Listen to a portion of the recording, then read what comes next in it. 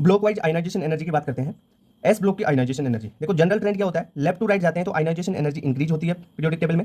अगर आप top to bottom जाते हैं तो आयनाइजेशन एनर्जी डिक्रीज होती है। टॉप टू बॉटम डिक्रीज क्यों होगी? क्योंकि टॉप टू बॉटम जाओगे तो साइज बढ़ेगी, साइज बढ़ेगी तो आयनाइजेशन एनर्जी कम होगी। क्यों कम होगी? देखो साइज बढ़ी तो उसमें से इलेक्ट्रॉन, भाई आउटर मोस्ट सेल में से जो लूजली बाउंड इलेक्ट्रॉन है आइसोलेटेड गैसियस एटम में, उसमें से इलेक्ट्रॉन निकालना आसानी से निकाल पाओगे, इलेक्ट्रॉन निकालना आसान हो जाता है, इस कारण उसकी आयनाइजेशन एनर्जी घट जाती है साइज बढ़ने पर। ओके, अपन बात करते हैं, देखो एस ब्लॉक में एल्कली मेटल और एल्कलाइन अर्थ मेटल आती है, जैसे lithium, sodium, potassium, rubidium, caesium. नीचे जाने पर साइज बढ़ी, साइज बढ़ेगी तो आयनाइजेशन एनर्जी घटेगी, यानी सबसे ज्यादा लिथियम की और सबसे कम सीजियम की। वैसे एल्कली अर्थ मेटल की बात करें तो बेरिलियम की ज्यादा, और ठीक है स्ट्रोंशियम, कैल्शियम, वैसे जैसे जैसे आप मैग्नीशियम, कैल्शियम, स्ट्रोंशियम जैसे जैसे नीचे जाते जाते हो वैसे वैसे कम होती जाती है। ठीक है, ये एम है। ओके, इतनी बात क्लियर। अब एक काम करते हैं अपन, देखो एल्कली मेटल और एल्कलाइन अर्थ मेटल की फर्स्ट आयनाइजेशन एनर्जी की बात करते हैं। तो लेफ्ट टू राइट जाओगे तो आयनाइजेशन एनर्जी बढ़ती है, यानी देखो पहले इसका इलेक्ट्रॉनिक कॉन्फिगरेशन क्या होता है, NS1, और एल्कली अर्थ मेटल का होता है NS2।